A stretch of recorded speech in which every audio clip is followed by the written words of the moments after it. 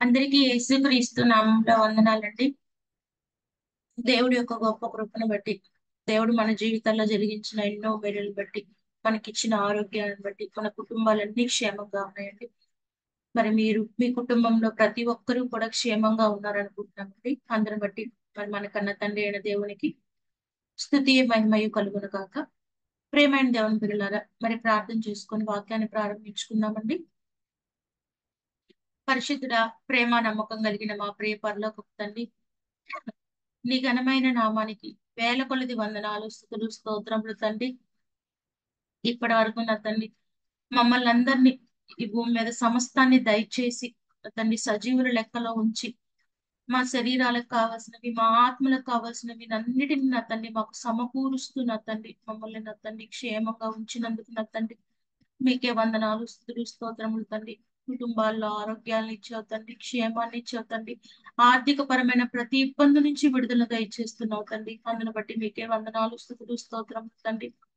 ఈ మాటలు వింటున్న ప్రతి బిడ్డని, ప్రతి కుటుంబాన్ని పేరు పేరున జ్ఞాపకం చేసుకుంటు తండ్రి. బిడ్డలు ప్రార్థిస్తున్న అంశాలన్నిటిని జ్ఞాపకం చేసుకుంటు తండ్రి. ఏ విషయాల కోసమైనా ఈ పాద సన్నిధిలో మొరపెడుతున్నారో తండ్రి, వాటన్నిటి నిమిత్తమై నీ బిడ్డలకు సమాధానం దయచేయండి తండ్రి.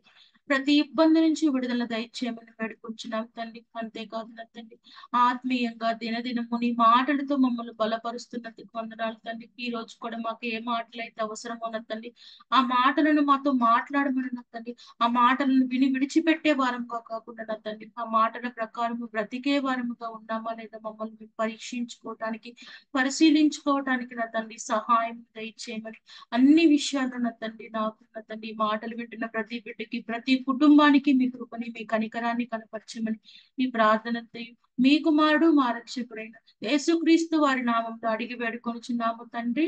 ఆమేన్. మంచిదండి. ప్రేమైన దేవుని పిల్లలారా, ఈరోజు మరి కొద్ది మాటలు మనము బైబిల్ గ్రంథంలో నుంచి ఆలోచన చేసుకుందామండి. మరి జాగ్రత్తగా గమనిస్తే మనందరికీ తెలుసు, యేసుక్రీస్తు వారు రాజులకు రాజు, ప్రభువులకు ప్రభువుగా మరి పిలువబడుతున్న సంగతి మనకి క్రైస్తవులమైన మనందరికీ తెలుసు. ప్రేమైన దేవుని పిల్లారా, ఆయన రాజులకు రాజు, ప్రభువులకు ప్రభు. ప్రేమైన దేవుని పిల్లారా, మరి అటువంటి మరి రాజులకు రాజు, ప్రభువులకు ప్రభువుగా పిలబడుతున్న మరి యేసుక్రీస్తు వారు పొందిన మరి ఆ పేరును బట్టి కొద్ది మాటలు మనం ఈ రోజు జ్ఞాపకం చేసుకుందామండి. రాజు అనే మాటను బట్టి రాజుగా పిలువబడటం అనే విషయాన్ని గురించి కొద్ది మాటలు ఈ రోజు మనం జ్ఞాపకం చేసుకుందాం. ప్రేమైన దేవుని పిల్లారా, మరి జాగ్రత్తగా ఆలోచించినట్లయితే మరి రాజు అని ఎవరిని పిలుస్తారో మనకందరికీ తెలుసండి. మరి ఆలోచన చేసినట్లయితే భూమి మీద ఉన్న మరి జీవరాశులు జ్ఞాపకం చేసుకున్నట్లయితే మరి ఒక్కొక్క జాతికి చెందిన జీవరాశుల్లో ఒక్కొక్క దానిని మనం రాజుగా పిలుస్తూ ఉంటాం. ఉదాహరణకి జ్ఞాపకం చేసుకున్నట్లయితే జంతువుల్లో సింహాన్ని రాజుగా పిలుస్తూ ఉంటాము. అదే విధంగా మరి పక్షుల్లో చూసినప్పుడు పక్షి రాజుని మనము రాజుగా జ్ఞాపకం చేసుకుంటాం. పక్షి జాతికి పక్షి రాజుని రాజుగా మనము జ్ఞాపకం చేసుకుంటామండి. మరి జలచరాల్లో గనక మనం చూసుకున్నట్లయితే మరి సొరచేపని మనము రాజుగా మరి ఆ జలచరాలన్నిటికీ సొరచేప అనేది రాజుగా మనము పిలుస్తూ ఉంటాము. ఇలా ఒక్కొక్క జాతిని మనం జ్ఞాపకం చేసుకొని దానికి ఒక రాజుగా మనము దానిని నియమించడం అనేది మనము చూస్తూ ఉన్నాం. ప్రేమైన దేవుని పిల్లరా, అయితే జాగ్రత్తగా ఆలోచించినట్లయితే మరి జంతువులకి సింహాన్ని రాజుగా అంటాము, పక్షులకు పక్షిరాజును రాజుగా అంటాము. అదే విధంగా జలచరాలకి సొరచేపను మనం రాజుగా మరి పిలుస్తూ ఉంటాము. మనము ఈ పుస్తకాల్లో కూడా మనము చదువుకుంటాం. ప్రేమ పిల్లారా, అయితే జ్ఞాపకం చేసుకున్నట్లయితే వృక్షాలకు మరి ఏది రాజుగా లేదు అనే అలా ఆలోచన మనం మాత్రం కలిగి ఉంటాం. ప్రేమ పిల్లలు, వృక్షాల విషయంలో వృక్షాలకి ఏ చెట్టు ఒక రాజుగా లేదు అన్న ఆలోచనలో మనము కలిగి ఉంటూ ఉన్నట్లు మనము గమనించుకోవచ్చండి. మరి దీని గురించి ఒక జ్ఞాపకంగా కనుక మనం బైబిల్ గ్రంథంలో మనం ఆలోచించినట్లయితే ప్రేమ పిల్లారా, మరి వృక్ష జాతిని దేవుడు మూడవ దినంని చేయటం అనేది జరిగింది.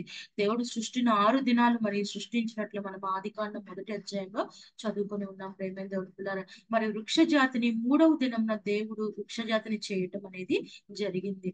అయితే ఈ చేసిన ఈ వృక్ష జాతిలో ముఖ్యంగా 3 రకాలు మనకి వృక్ష జాతులు ముఖ్యంగా 3 రకాలు మనకి కనపడతాయి. ప్రేమైన దేవుడు పిల్లారా, దేవుడు కలిగించిన వృక్ష జాతుల్లో 3 రకాలైన వృక్ష జాతులు మనకి కనపడతాయి. ఒకసారి కనుక ఆ మాటను మనం కనుక చూసుకున్నట్లయితే ఆది కాండము ఆది కాండంలో 2వ అధ్యాయము ఆది కాండము రెండవ అధ్యాయము 9వ వచనాన్ని ఒకసారి చూసుకుందామండి. ఆదికాండము 2వ అధ్యాయము 9వ వచనాన్ని. మరియు దేవుడైన యెహోవా చూపునకు రమ్యమైనదియు ఆహారమునకు మంచిది అయిన ప్రతి వృక్షమును, ఆ తోట మధ్యన జీవ వృక్షమును, మంచి చెడు తెలివినిచ్చు వృక్షమును నేల నుండి మొలిపించెను. ప్రతి చెట్టును అంటే మిగతా చెట్లన్నిటిని మొలిపించాడు. అదే విధంగా జీవవృక్షాన్ని మొలిపించాడు దేవుడు.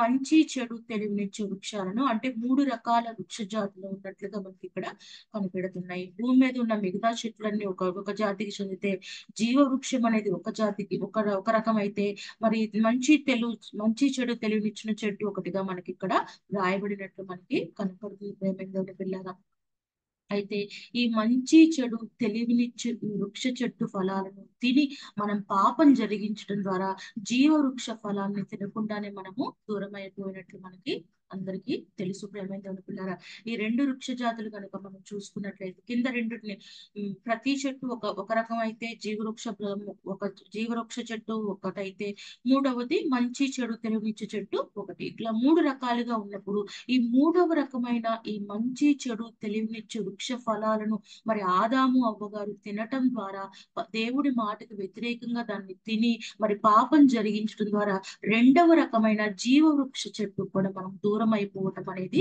జరిగింది. ప్రేమేంద్రుని పిల్లరా, ఒకసారి దాన్ని కనుక మనం చూసుకున్నట్లయితే ఆదికాండము 3వ అధ్యాయము 24వ వచనం. ఆదికాండము 3వ అధ్యాయము 24వ వచనం. అప్పుడు ఆయన ఆదామును వెళ్ళగొట్టి ఏదేను తోటకు తూర్పు దిక్కునున్న కెరూబులను జీవవృక్షమును పోవు మార్గమును కాచుటకు ఇటు అటు తిరుగుచున్న ఖడ్గజ్వాలలను నిలువబెట్టను. ఒకవేళ ఆ జీవవృక్ష ఫలాలు తింటారేమో అని చెప్పి మరి ఆ ఏదేను తోట నుంచి దేవుడు మరి ఆదాము గారిని అవ్వగారిని వెళ్ళగొట్టేసేసి మరి దానికి కాపలాగా మరి ఖడ్గజ్వాలలను కెరూబులను ఉంచడం జరిగిందని చెప్పి ఈ వాక్యంలో మనకి కనపడుతుంది. ప్రేమేంద్రుని పిల్లల, అలా కింద రెండిటికి మనము దూరం అయిపోవటం అనేది మంచి చెడు తెలివినిచ్చు వృక్ష ఫలాలు తిని పాపం జరిగించడం ద్వారా జీవ వృక్ష ఫలాలు కూడా మనం దూరం అయిపోవటం అనేది జరిగింది. ప్రేమేంద్రుని పిల్లారా, ఇంకా జ్ఞాపకం చేసుకున్నట్లయితే వృక్ష జాతికి ఒక గొప్ప విశేషం అనేది ఉందండి. మరి నోవాహు గారి జలప్రలయ కాలంలో నోవాహు గారి ఓడలోకి అన్ని రకాల రెండేసి జంతువులు మనకి వెళ్ళినట్లు కనపడుతుంది. అయితే వృక్ష జాతిని మరి ఆ నోవాహు ఓడలోకి తీసుకువెళ్ళినట్లు మనకు అక్కడ కనపడుతుంది. ప్రేమేంద్రుని పిల్లారా, అయితే తీసుకువెళ్ళకపోయినా అది చక్కగా మరి భూప్రపంచం మీద చక్కగా పెరగగలిగిన అటువంటి గొప్ప గుణం అనేది దేవుడు వృక్ష జాతికి ఇవ్వటం అనేది జరిగింది. ఈ వృక్ష జాతిలో మరి రాజు గురించి మనం జ్ఞాపకం చేసుకున్నట్లయితే అండి, మరి మొదట మనం మాట్లాడుకున్నట్లు మరి జంతువులకి రాజుగా మనం సింహాన్ని అనుకుంటాము, పక్షులకి రాజుగా పక్షిరాజుని అనుకుంటాము, జలచరాలకు రాజుగా మనం సొరచేపను అనుకుంటాం. వృక్షాలకి ఏ చెట్టు రాజుగా లేదని చెప్పి మనము మాట్లాడుకుంటూ ఉంటాం. వృక్ష జాతికి ఏది రాజుగా నియమించుకోలేదని చెప్పి. అంటే జ్ఞాపకం చేసుకున్నట్లయితే మనము న్యాయాధిపతి గ్రంథంలో చూసుకోవచ్చండి. న్యాయాధిపతుల గ్రంథంలో చూసుకున్నట్లయితే 9వ అధ్యాయంలో, న్యాయాధిపతులు 9వ అధ్యాయంలో 8 నుంచి 15 వచనాలు చూసుకుంటే మనకు అర్థమవుతుందండి. ఇంతకు ముందు మనము వాక్యాలు మాట్లాడుకున్నప్పుడు కూడా కొన్ని వృక్షాల గురించి చెప్పేటప్పుడు కూడా మనం ఈ వాక్యాన్ని చాలాసార్లు చదువుకొని ఉన్నాం. ఒలీవ చెట్టు, అంజూరపు చెట్టు, ఆ వృక్షాల యొక్క స్వభావాన్ని బట్టి మనం నేర్చుకోవాల్సిన లక్షణాలు అని చెప్పి మనం మాట్లాడుకునే వాక్యంలో ఈ వాక్యం కూడా మనం చదువుకొని ఉన్నామండి. న్యాయాధిపతుల గ్రంథము 9వ అధ్యాయము 8 నుంచి 15 వచనాలు మనం అప్పుడే చదువుకొని ఉన్నాము. ఆ వచనాలు కనుక మనం తిరిగి జ్ఞాపకం చేసుకున్నట్లయితేనండి, మరి ఈ వాక్యంలో ఆ వచనాల్లో మనకు కనపడేది ఏంటంటే, మరి వృక్ష జాతిలో మరి చెట్లన్నిటికీ ఒక దాన్ని రాజుగా నియమించాలని చెప్పి మరి ఆలోచన చేసినప్పుడు జరిగిన సందర్భం అనేది మనకు అక్కడ కనపడుతుంది. ఈ ఒలీవ చెట్టు, ఈ అంజూరపు చెట్టు, ఇవన్నీ రాజుగా ఉండటానికి ఏది ఒప్పుకున్నట్లు మనకి ఇక్కడ కనపడదండి. అయితే చివరికి ఏది రాజుగా నియమింపబడిందంటే విసర్జించబడినది.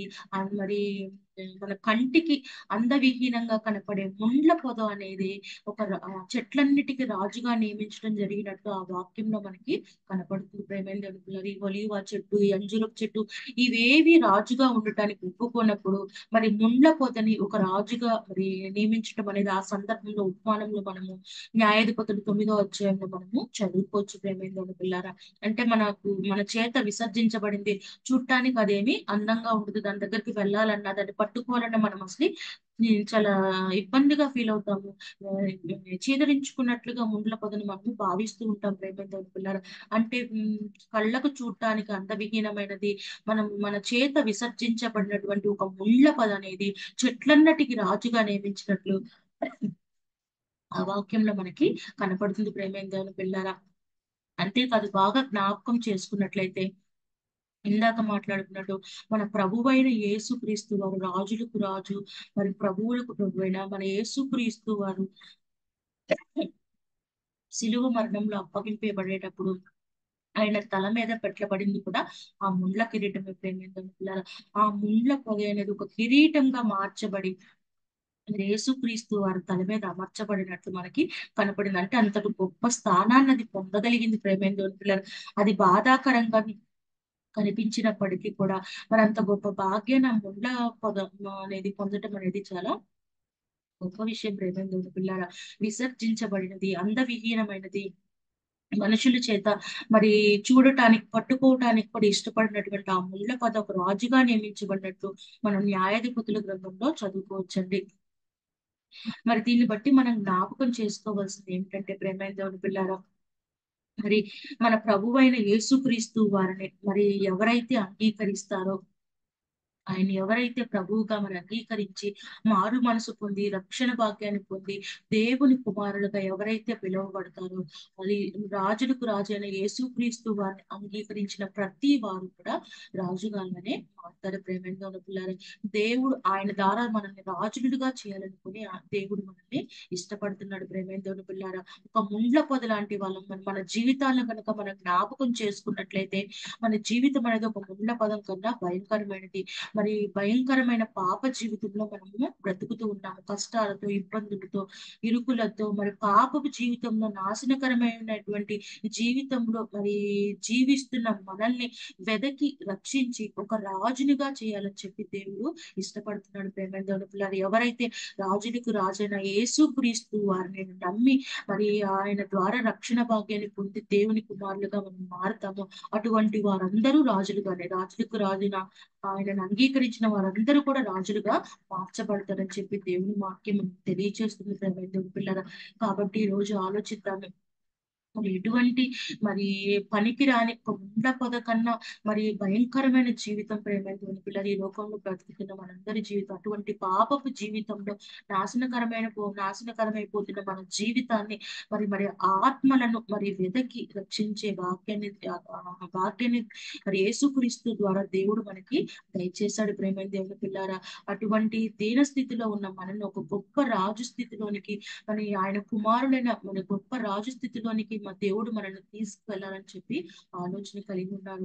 అయితే మనం ఎటువంటి స్థితిలో ఉండాలని కోరుకుంటున్నాము ఈ రోజు మనము జ్ఞాపకం చేసుకోవాలి, ఆలోచన చేసుకోవాలి. ప్రేమైన అటువంటి పాపపు జీవితంలోనే మనం బ్రతుకుతామా, లేదా యేసుక్రీస్తు వారిని నమ్మి మరి రక్షణ భాగ్యం పొంది మరి ఆయనలో జీవిస్తూ ఆయన నా పోలి మనము నడుచుకుంటూ ఆత్మీయతలో ముందుకు వెళుతూ దేవుడు మనల్ని రాజులుగా చేయాలనుకుంటున్నట్టు మనం రాజుగా మన గొప్పగా ఆయన కుమారులుగా మనము బ్రతికే వారు ఉండాలని కోరుకుంటున్నాము. ఈ రోజు మనము ఆలోచించుకోవాలని చెప్పి ఈ మాటలు ముగిస్తున్నానండి. ఇంకా ఎవరైనా ఈ జూడిత్ సిజిసి ఛానల్ ను సబ్స్క్రైబ్ చేసుకున్నట్లయితే ఈ ఛానల్ ని సబ్స్క్రైబ్ చేసుకోవాల్సిందిగా ప్రేమతో కోరుకుంటామండి. అలాగే మీ బంధువులకి, స్నేహితులకి, మీకు తెలిసిన వాళ్ళందరికీ కూడా ఈ మెసేజెస్ అన్నిటినీ షేర్ చేయవలసిందిగా కోరుకుంటున్నామండి. అందరికీ వందనాలు.